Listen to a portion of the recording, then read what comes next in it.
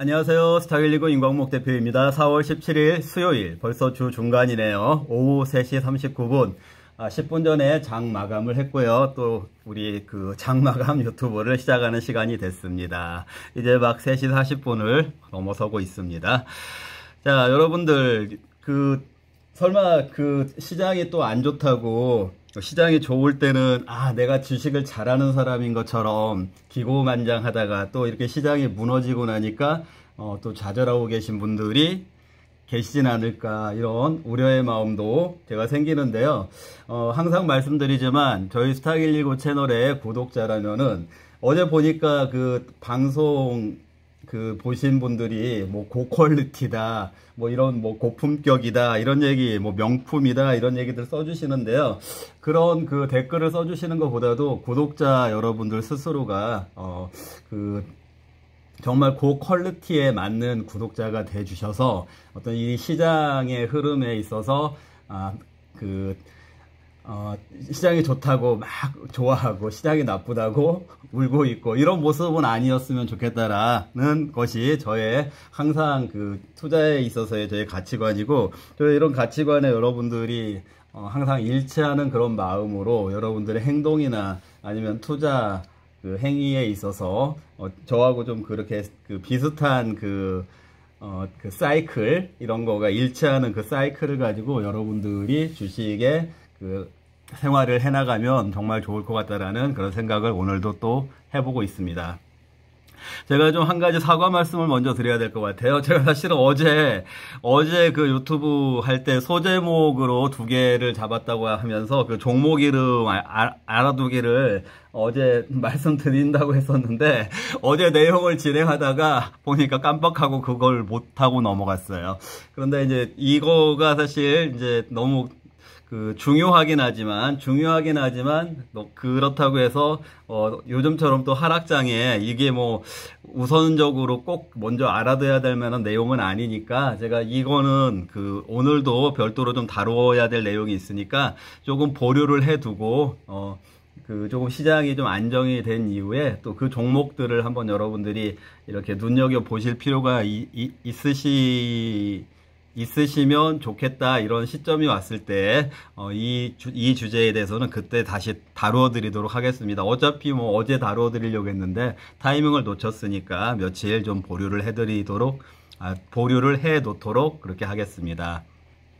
그리고 이제 오늘 주제는요, 화면에 이제 메인에 보이시는 것처럼 좀 아무래도 이제 환율이 어제 1,400원대까지 급등을 했으니까, 환율이 이제 급등을 했으니까 어제 오늘 환율 얘기를 좀 빼놓을 수가 없어서 저도 이제 환율 얘기를 좀 해드려야 될 것 같고, 또 이제 아마 오늘 제가 지금 녹화를 하고 있는 방송을 몇 분이나 보실지는 모르겠지만, 저는 여러분들이 오늘 제 방송을 보시는 분들은 굉장히 행운이다라고 생각을 합니다. 왜냐면 유튜브를 찾아보시든지 아니면은 책을 찾아보시든지 아니면은 여러 가지 매체들을 찾아보신다고 하더라도, 아마도 제가 오늘 설명을 드리는 제 관점에서의, 저는 스타119 스타일의 통찰력이라고 이렇게 표시를 해놨는데, 이런 관점에서 설명을 드리는 데는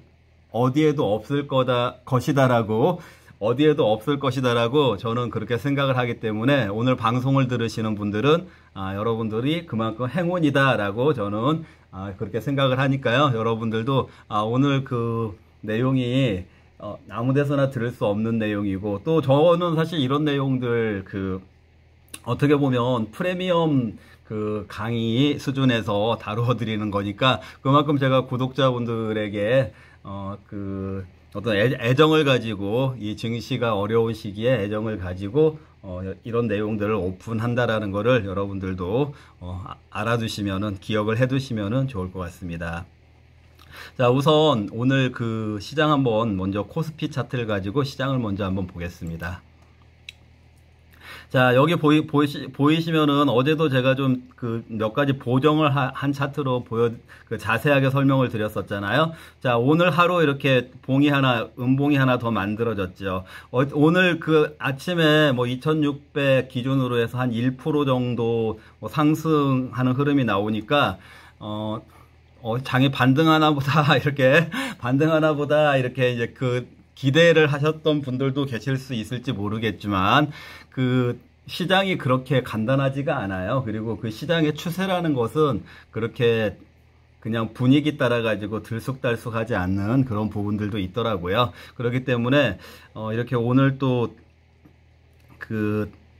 이제 장중에 반등 시도는 몇 번 나오긴 했지만 결국에는 반등에 실패하면서 오히려 이렇게 많이 주저앉는 또 이렇게 큰 음봉의 모습을 만들어냈죠. 그러다 보니까 제가 어제 어제 방송 안 보신 분들은 어제 방송부터 보시면 좋습니다. 어제 방송에서 제가 코스피가 2550선까지 갈 것 같다. 가는데 두 가지 시나리오 중에 하나로 갈 것 같다라고 분명히 말씀을 드렸죠. 자, 오늘 봉이 하나 이렇게 더 만들어지고 나니까 어제 제가 드린 말씀이 정말이구나, 이런 생각이 더 와닿는 분들이 많으실 거예요.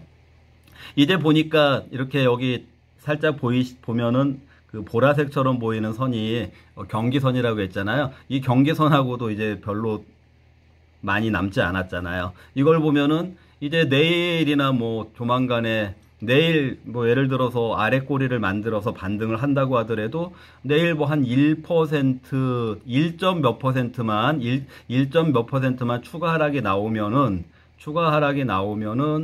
아마도 이제 이 경기선뿐만 아니라 제가 이 검정색으로 이렇게 긴 박스로 표시를 해봤는데 지금 여기 보시면은 코스피 2024라고 제가 써놨잖아요. 2024년 장세 중에 아직 메워지지 않은 마지막 갭이라고 했죠. 어제 설명에서 분명히 드렸던 부분이죠. 이 마지막 갭도 이렇게 내일 한 2% 정도 나오면 이 갭마저도 다 메워지는 그런 이제 흐름이 되는 것이니까 이 경기선에 도달을 해서 반등할 수도 있지만 이 경기선을 이탈하면서 약간의 언더슈팅의 형태가 된다면은 이 갭까지도 메워지는 그런 흐름까지도 예상이 되는 그런 이제 범위까지 정말로 내려왔구나. 자, 까마득하게 옛날 같지만 사실 얼마 전 얘기거든요. 그렇죠?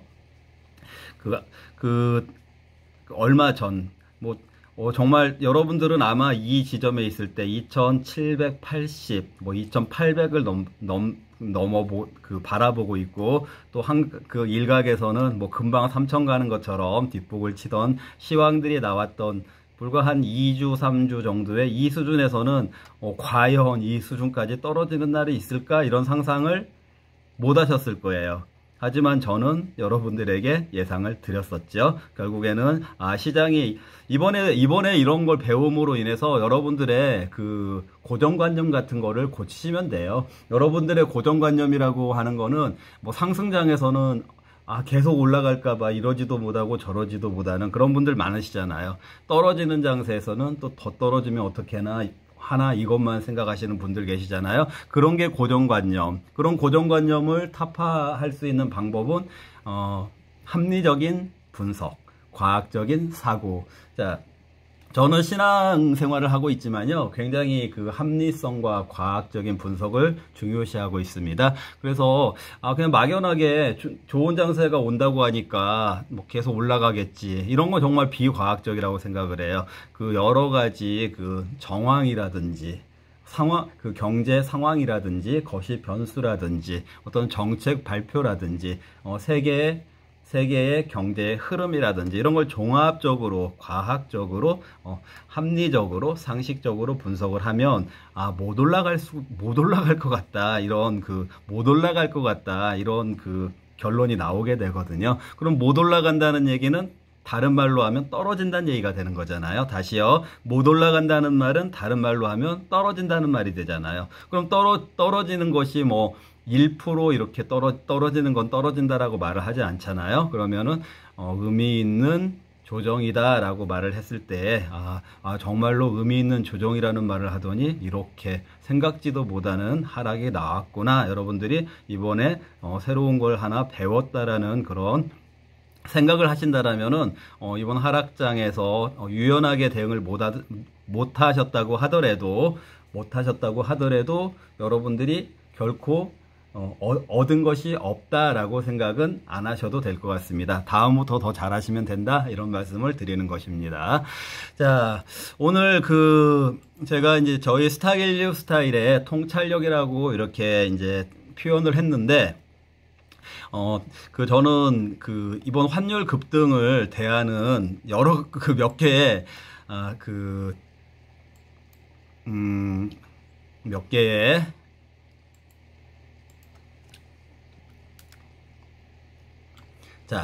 이런 제목을 잡아봤어요. 환율 수준별 가짜 뉴스들. 그러니까 즉 말하자면 이 환율 급등을 대하는 몇 개의 저는 몇 개 차원의 뭐 예를 들어서 1단계, 2단계, 3단계 약간 차원은 다를 수가 있는데 그 수준별 가짜 뉴스들이 있더라고요. 그러니까 이 가짜 뉴스들을 조심하셔야 되고, 또 그 가짜 뉴스들이 있다라는 얘기는 어떻게 보면은 이 구독자들이나 주식 투자하는 사람들의 그 수준을 무시한다라는 거죠. 왜냐면 이런 가짜 뉴스들 가지고도 그걸 다 믿는 수준의 투자자들이 있을 거야 라고 생각을 하기 때문에 그런 가짜 뉴스들이 나온다. 그리고 유튜브 같은 데들도 그런 것 같아요. 유튜버들도 수준이 다 다른 것 같아요, 제가 보기에는요. 그래서 정말 1단계 수준의 가짜 뉴스들 가지고도 그거 막 구독하면서 최고예요 눌러주는 사람들도 있고, 또 그 말을 동조하는 사람들도 있잖아요. 그런 수준의 가짜뉴스, 그거보다는 조금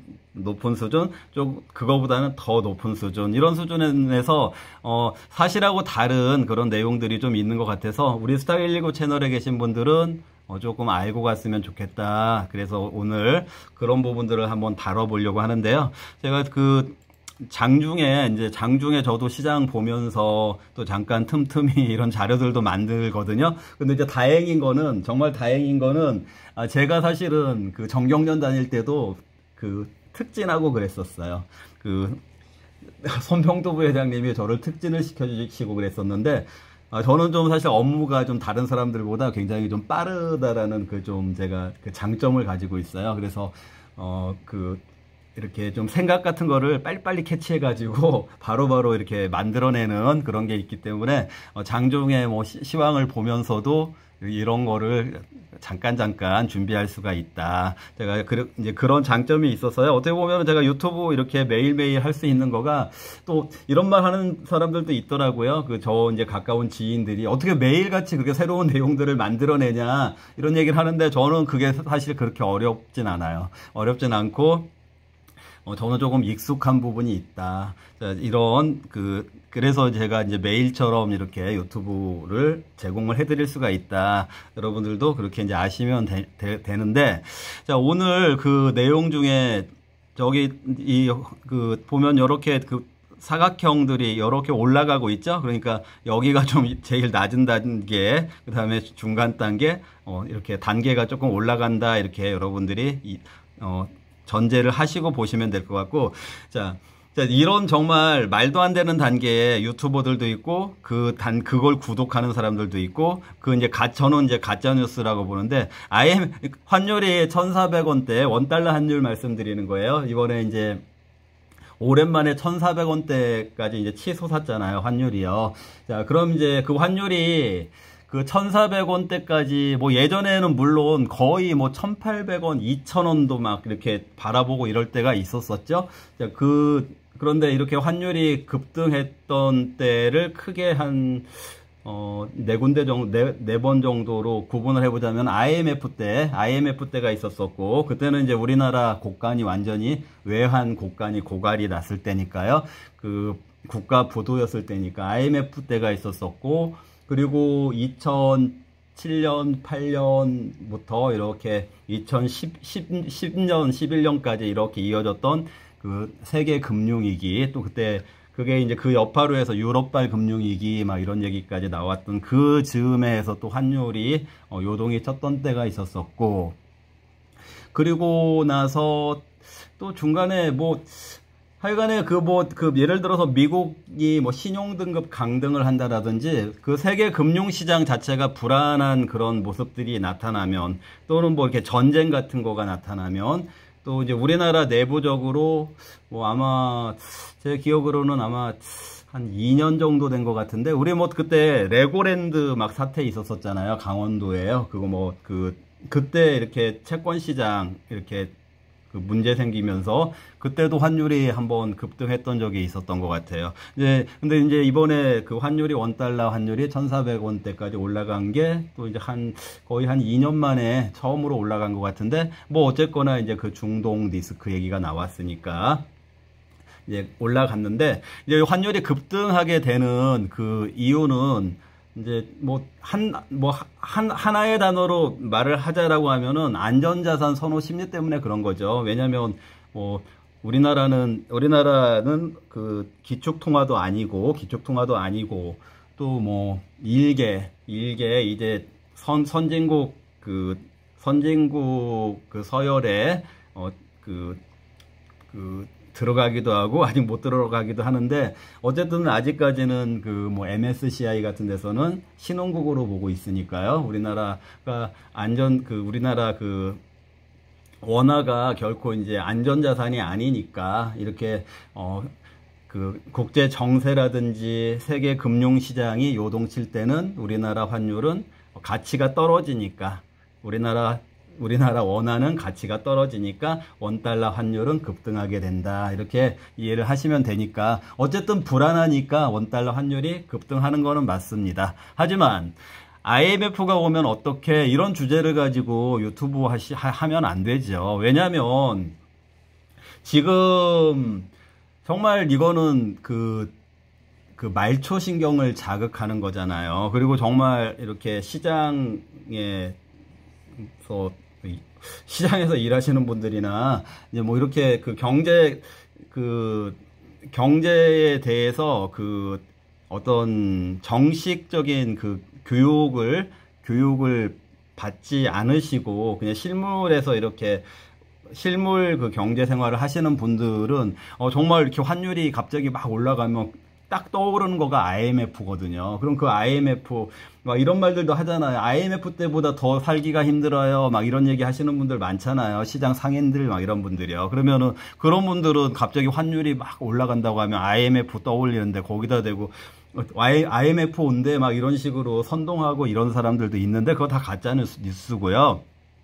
우리나라 지금 외환보유고요. 잘 들으세요. 외환보유고가 420조 정도 돼요. 420조 정도 되고, 자, 환율이 올라가면 외환보유고는 달러를 가지고 있는 거니까 그 달러 가치도 올라가는 거예요. 맞죠? 환율이 올라가면은 우리나라 외환보유고에 뭐 예를 들어서 그 달러 기준으로는 A만큼 가지고 있다고 하더라도 환율이 올라가니까 그거를 환산을 하게 되면은, 원화로 환산하게 되면은 420조였던 것이 더 올라가면은 440조 이렇게 되는 거예요. 그렇게 올라가니까 외환보유고가 있을 때는 환율이 올라가는 거가, 그렇게 외환보유고 입장에서는 같이 올라가는 거니까 무슨 얘기인지 아시겠죠? 그래서 외환보유고가 우리가 지금 원화로 대략 420조가 있는 상황에서 이런 IMF 이런 거를 가지고 가짜뉴스를 만드는 사람들은 정말 나쁜 사람들이다, 이렇게 생각이 들고요.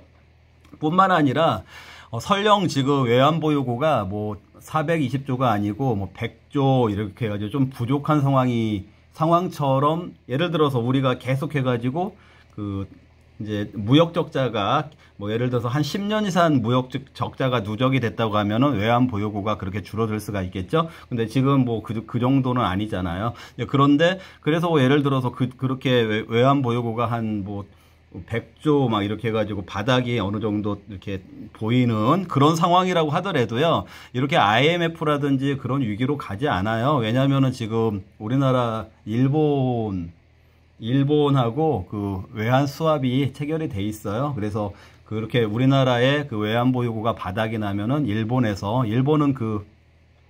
여기잖아요. 달러 채권을 많이 갖고 있는 회사니까 이렇게 우리가 필요하면은 달러를 서로 바꿀 수 있게 그 수합이 체결이 돼 있기 때문에 그런 거는 걱정을 안 하셔도 됩니다. IMF를요. 그래서 뭐 IMF 오면 어떻게 이런 주제 가지고 뭐 선동하는 그런 유튜버들은 정말 수준이 낮고 굉장히 나쁜 유튜브다 이렇게 생각을 하시면 되고, 아울러서 이게 경제적으로 또 일본하고 이런 좋은 관계가 형성이 돼 있는 것들이 있어요. 그러니까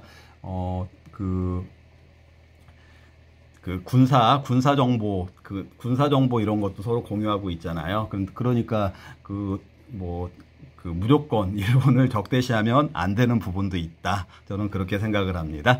자, 그리고요, 이제 한 단계를 높여보면은 또 어떤 가짜 뉴스가 있냐면은 환율이 오르면은 무조건 경제 위기다라고, 이제 무조건 환율이 오르면 무조건 경제 위기다라고 이렇게 또 강조하는 그런 수준의 이제 내용들도 있는데요. 그게 이제 어느 정도 타당성은 있지만 그쪽으로 몰아간다면은 그건 역시 저는 가짜 뉴스라고 생각을 합니다. 자, 환율이 오르면 1차적으로는 돈이 달러가 필요한 사람들한테는 불리한 건 맞아요. 달러가 필요한 사람들은 대표적으로 외국으로 여행하고 싶은 사람들, 그렇죠? 그리고 뭐 외국에 유학이 가 있어서 외국으로 돈을 송금을 해줘야 되는 그런 사람들, 그 다음에 이제 수입업자들, 그렇죠? 달러로 결제를 해야 되는 수입업자들, 이런 사람들한테는 이제 환율이 올라가면은 좋지 않죠. 환율이 올라가면은 좋지 않고, 이제 부담이 가는 거는 맞겠죠. 부담이 가는 것은 맞고, 그 다음에 이제 또 하나는 우리나라는 기본적으로 수출을 많이 하는 국가이지만 또 이제 원자재의 외국 의존도가 좀 높잖아요. 그러니까 원자재는 또 수입을 해야 되니까 아무래도 이제 환율이 올라가면은 원자재 수입에 돈이 많이 들어가게 되니까 아무래도 그게 이제 물가 쪽으로 연결이 될 수가 있겠죠. 그래서 물가가 좀 올라가게 되는 그런 부분에 있어서는 분명히 경제에 부정적으로 작용하는 거는 맞습니다. 하지만 경제라는 거는 플러스 마이너스 이 논리를 잘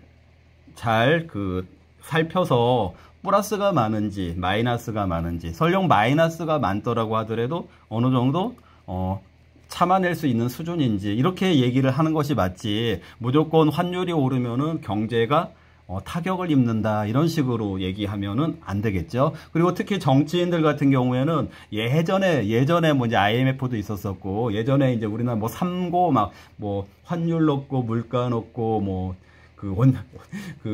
물가 높고 원자재 가격 높고 삼고 현상 이런 얘기 있었었잖아요. 유가 높고 이런 거. 그런 걸 가지고 빗대어서 지금도 그냥 무조건 환율이 올라가면 삼고 현상 이렇게 하면서 이제 무조건 한쪽으로 몰아서 주장하시는 분들이 계시는데, 그건 경제적 측면에서 봤을 때는 잘못된 주장이고요. 자, 환율 오르면은요, 기본적으로 지금 제일 만약에 이번에 일본 초엔정거 알고 계시죠?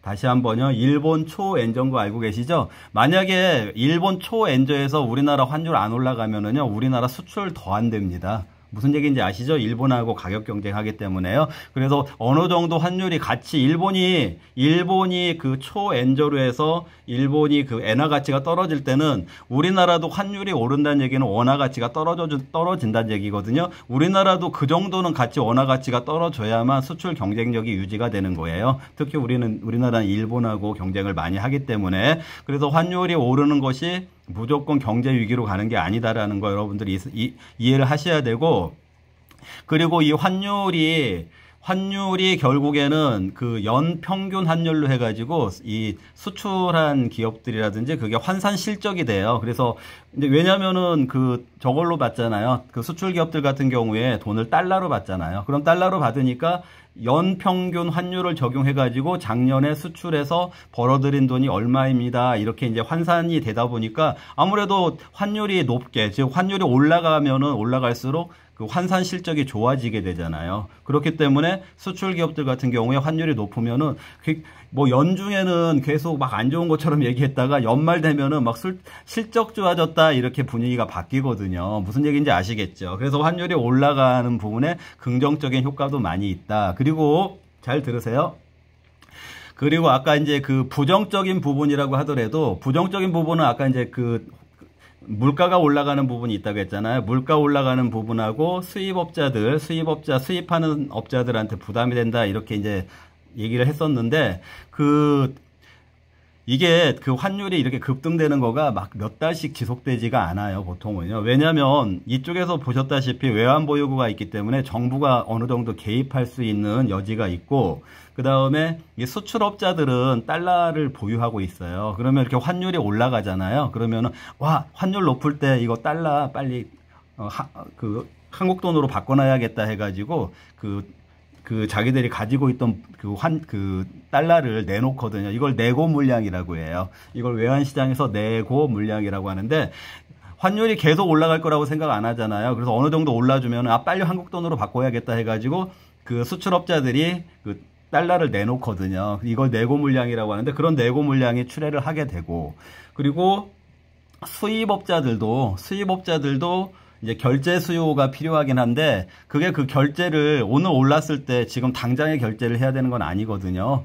보통 그 수입업자들 결제도 뭐 6개월 뒤에 결제 이런 식으로 미뤄져 있기 때문에 지금 당장의 환율이 올랐다고 해가지고 바로 타격이 오는 건 아니거든요. 그런 거를 감안을 해서 정부에서도 개입을 하게 되고, 외환 보유고가 있으니까 개입을 할 수가 있고, 그리고 이 수출업자들의 내고 물량도 환율이 올라가면은 나오기 때문에 어느 정도 안정이 될 거다. 이제 이렇게 여러분들이 이해를 하시면 되니까, 이 환율이 오르면 경제 위기가 온다, 이것도 가짜 뉴스다, 이렇게 이해를 하시면 되겠습니다. 자, 우리는 증시 유튜브잖아요. 세 번째 증시 유튜브니까 한 단계 더 높은 수준에서 생각을 해보도록 하겠습니다. 이제 이거에 대해서 이제 이런 주장을 하는 경우에는 뭐 본인들도 몰라서 이런 주장을 할 수도 있으니까 굳이 또 이걸 꼭 집어서 가짜 뉴스라고 표현하는 것이 타당하냐 이렇게 말을 할 수도 있겠지만, 어쨌거나 사실하고 좀 다른 내용이라면은 가짜 뉴스의 범위 내에서 가짜 뉴스라고 볼 수도 있으니까 제가 이제 여기서 같이 다루어 보는데요. 지금 보면은 이런 얘기를 하는 분들이 계시더라고요. 뭐냐면, 이제 환율이 1,400원까지 올라왔잖아요. 그죠? 환율이 1,400원대까지 올라왔으니까, 이제는 더 올라가는 것보다는 환율이 떨어질 가능성이 높으니까, 외국인들이 매수를 막 시작할 거다, 이렇게 얘기를 하는 사람들이 있어요. 그러니까 이제 앞으로 1,400원대에서 환율이 뭐 1,300원, 1,200원대까지 더 떨어지는 거를 노리고 외국인들이 한국 주식을 많이 매수를 시작할 거다. 이거는 이제 그 경제나 주가 측면에서는 부정적인 측면보다는 긍정적인 관점에서 매수를 할 거다. 이렇게 이제 긍정적인 차원에서 얘기를 하는 얘기이긴 한데, 이 얘기도 사실은 맞는 얘기가 아니라는 걸 말씀드리는 거예요. 물론 외국인들이 1,400원대에서 떨어지는 거를 고려를 해서 한국 주식을 매수를 할 수 있어요. 할 수 있는데, 그냥 단순하게 환차익 보려고 매수할 거다, 이렇게 말하는 거는 잘못됐다라는 거예요. 그럼 더 정확하게 말을 하려면은요, 외국인 비중을 봐야 돼요. 저번에 제가 이제 삼성전자 여러분들 아시겠지만, 제가 83,000원, 뭐 이렇게, 83,000원대죠? 거기서 우리는 더 올라가기 어렵다라고 말씀드렸던 몇 가지 이유 중에 하나가 외국인의 삼성전자 보유 비중이 55%에 꽉 찼다. 그래서 거기서 추가적으로 얼마나 더 사겠냐, 이런 제가 그런 논리를 말씀드렸었잖아요. 그거하고 이제 비슷한 맥락인데, 아무리 환차익이 기대가 된다고 하더라도 외국인 비중이 지금 현재 너무 높으면 외국인들은 사지 않아요. 근데 지금 외국인 비중이 한 35%, 그러니까 우리나라 국내 증시에서 외국인 비중이 지금 35%까지 올라갔어요. 여러분들도 아시겠지만 1, 4분기에 좀 주식들을 많이 샀으니까, 삼성전자도 그때 많이 샀으니까, 그래서 이 사람들이 이 얘기는 맞아요. 그 삼성전자랑 이런 거를 환율이 지금보다 낮을 때에 샀으니까 갑자기 환율이 올라가지고 환차손을 입고 있겠구나. 그렇기 때문에 환차손을 입고 있으니까 결국에는 환차손을 줄이기 위해서라도 환율이 다시 떨어지겠구나. 이렇게 말하는 거는 정확한 표현이 될 수가 있지만, 지금 환율이 높으니까 환차익을 위해서 외국인들이 막 사기 시작할 거다, 외국인들이 매수를 시작할 거다, 이렇게 말하는 건 잘못됐다는 얘기죠. 지금 외국인 비중 35%를 봤을 때는 신규로 한국 주식을 마구 사들이지는 않을 것 같아요. 그러면은 아마도 이렇게 보시는 게 더 타당할 것 같다라는 거죠. 환차익을 노린다라면은 여기에서 포트폴리오 조정을 할 거다. 무슨 얘기인지 아시겠죠? 그러니까 이제 그 환차익을 노리기 위해서 매수를 한다고 하면은 매도도 병행한다는 얘기죠. 매도를 병행한다는 얘기는 이미 올라와가지고 이미 주가가 많이 올라서 오히려 차익 실현하는 것이 환율에서 노리는 환차익보다 지금 차익 실현하는 것이 유리할 것 같은 종목들은, 그 얘기는 주가가 떨어질 것 같은 종목들, 그렇죠? 주가가 앞으로 떨어질 것 같은 그런 종목들을 매도를 해서 그 매도를 한 걸 가지고 일부분 매수를 해서 환차익도 노리고 주식이 좀 싼 주식을 주가가 올라가면은 시세 차익까지 노리는 그 두 가지 효과를 위해서 매수를 한다면은, 자, 외국인 비중이 35%이기 때문에 그냥 추가적으로 마구 매수하진 않는다. 아무리 환차익이 기대가 된다고 하더라도 포트폴리오 조정 차원에서 그 주가가 떨어질 게 예상되는 종목들을 매도를 하고, 그 매도한 걸 가지고 주가가 오를 것 같은 종목을 매수를 할 거다. 그러면은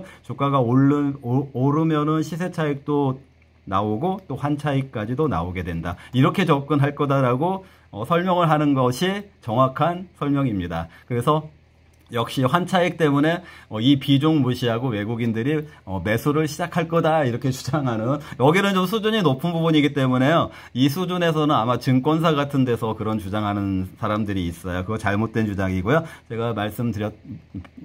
제가 좀 지금 말씀드린 그 차원을 가지고 이해를 하시는 것이 아마도 더 정확한 표현일 거다. 이렇게 여러분들이 이해를 하시면 될 것 같습니다. 자, 우리가 지금 뭐 환율이 오른 상태에서 이제 우리한테 중요한 거는 그 주가가 어디에서 반등할 거냐, 이것도 봐야 되고, 어떤 종목을 사야 될까, 이런 거를 봐야 되겠죠. 자, 이거 어디에서도 보기 어려운 건데요. 제가 다시 한번 이걸 가지고 좀 설명을 드릴게요. 자, 여기 그 푸르게 그 파란색처럼 보이는 색깔이 그냥 우리 그 코스피라고 생각을 하시면 되는데, 여기서 보시면은 여기서 지금 코스피가 이렇게 올라갔죠. 코스피가 이렇게 올라갔는데 이 구간에서는 환율이 이 정도 수준에 있었죠. 이 정도 수준에 있었었고, 자, 여기 잠깐 떨어졌다가 여기 이번에 이제 코스피가 그 2,800 가까이까지 이렇게 더 올랐죠. 자, 그런데 환율이 어떤가요? 여기 더 올랐죠. 여기가 환율이 낮았죠? 더 올랐죠. 그러니까 여러분들이 이제는 패러다임이 바뀌었어요. 어떻게 바뀌었냐면은 코스피가 올라가는 코스피가 올라가는 구간이라고 해서 그 환율이 떨어지는 건 아니다. 무슨 얘기인지 아시겠죠? 자, 여기 이 구간에서 올라갈 때는 여기 대비로는 환율이 이렇게 떨어졌지만, 자, 여기서 더 올라갈 때는 오히려 여기 대비로 환율이 올라갔잖아요. 그러니까 무조건 코스피가 올라간다고 해서 환율이 떨어지는 건 아니다. 이렇게 이제는 패러다임이 바뀌었습니다. 그렇기 때문에 뭐 그 주가 상승할 때 환율 떨어지고, 아까 얘기한 것처럼 뭐 환차익 이런 거 생각해 가지고 뭐 주가가 올라갈 것 같으면은 환차익이니까 뭐 그 환율이 더 떨어질 거다, 이렇게 보는 거가 이제 맞지 않다라는 거 여러분들 아셔야 되고요. 저는 이제 그런 거보다는 이런 거를 한번 여러분들이 배우시면 좋을 것 같아요. 뭐냐면 지금 보시면 여기 아까 이게 코스피라고 했잖아요. 지금 코스피가 여기 지금 이 수준으로 이렇게 그었다고 생각하고 선을 하나 또 그어 볼까요?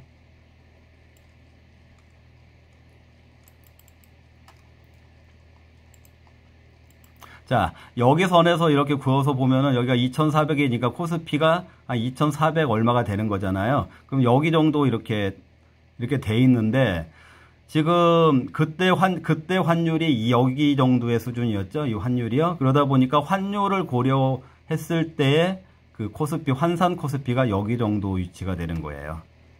여기요. 무슨 얘기인지 아시겠죠? 자, 여기도 한번 선을 그어 볼게요. 아이고. 다시요. 여기도 선을 하나 그어 보겠습니다.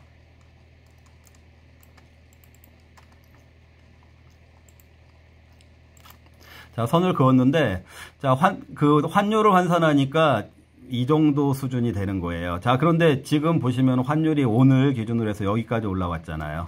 자, 오늘 기준으로 해서 여기까지 이렇게 올라와 있죠, 환율이요. 그러다 보니까 지금 코스피는 오늘 기준으로 해서 2,584인데, 이 환산은 여기까지 떨어져 있죠. 무슨 얘기인지 아시겠어요? 좀 어려우신가요? 잘 들으세요. 자, 여기는 코스피가 2,400선이었어요. 그런데 환율이 이 정도 수준이니까 환산을 하면 여기였다고요. 그런데 지금 코스피는 여기에 2,584에 위치하고 있는데 환산을 한 게 여기까지 떨어져 있어요. 왜냐면은 환율이 이렇게 올라 버렸기 때문에요. 그러니까 여기서 조금만 더 이 환율이 유지된다고 할 때 코스피가 조금만 더 떨어지면은 이게 여기까지 떨어진다고 예상이 되겠죠.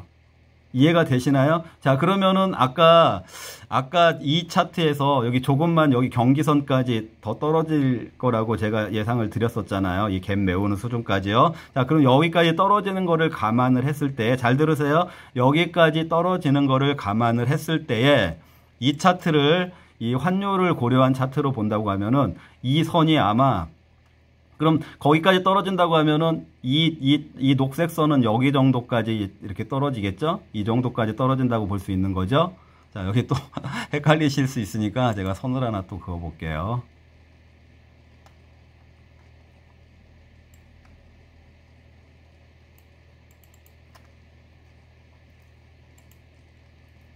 자, 여기까지 이 초록색 선이 이 화살표 있는 데까지 더 떨어진다고 했을 때에 지금 환율이 여기에 이렇게 높은 위치에 있기 때문에 이 선이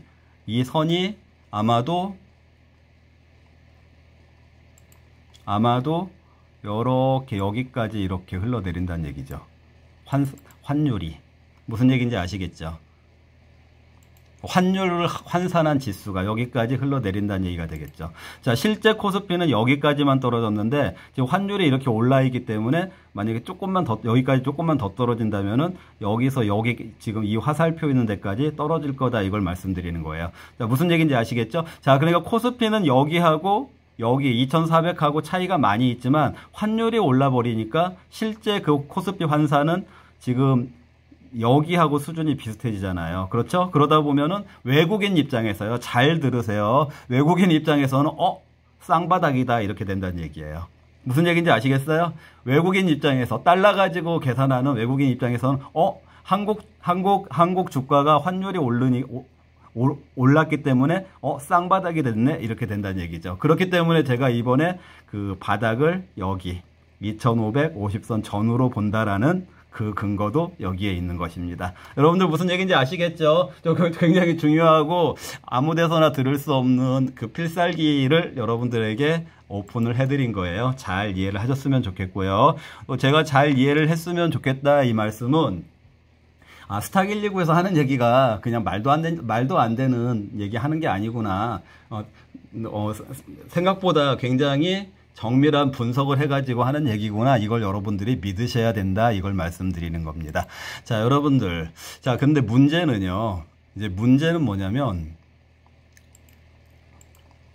이게 그 바닥이 2550선 전후에서 온다고 했을 때에, 그럼 과연 종목들이 지수가 반등한다고 해서 떨어졌던 종목들이 다 같이 올라가냐?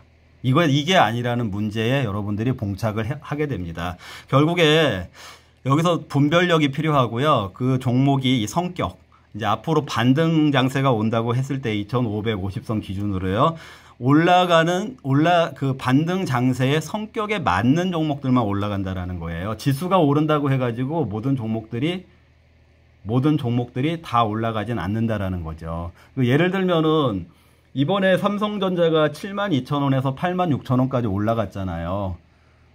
그렇죠? 그러면 그때 그렇게 올라간 거를 기준으로 따진다고 하면은 에코프로 같은 경우에는 150만 원, 200만 원까지 올라가 있어야 되잖아요. 그런데 얼마 50만 원까지 빠졌잖아요. 그 거꾸로 움직이는 경우의 종목들도 많이 있다라는 거예요. 무슨 얘기인지 아시겠죠? 그러니까 지수하고 종목이 똑같이 움직이지 않아요. 그러니까 지수는 반등한다고 하더라도 지금 떨어졌던 종목들 중에 더 떨어지는 종목도 있다라는 거예요. 그래서 이 반등 장세에 성격이 맞는 종목이어야 된다 이거고, 그 성격이 맞는지 안 맞는지에 대한 분별력이 필요한데, 그 종목 그 주가의 사이클도 보셔야 되고, 그리고 그 수급도 봐야 되고, 그 다음에 어떤 재료라든지 그다음 공시 같은 걸 통해서 일정 같은 것도 다 고려를 해서 이번에 그 하락 장세, 이번에 그 지수가 많이 하락한 장세가 마지막 어떤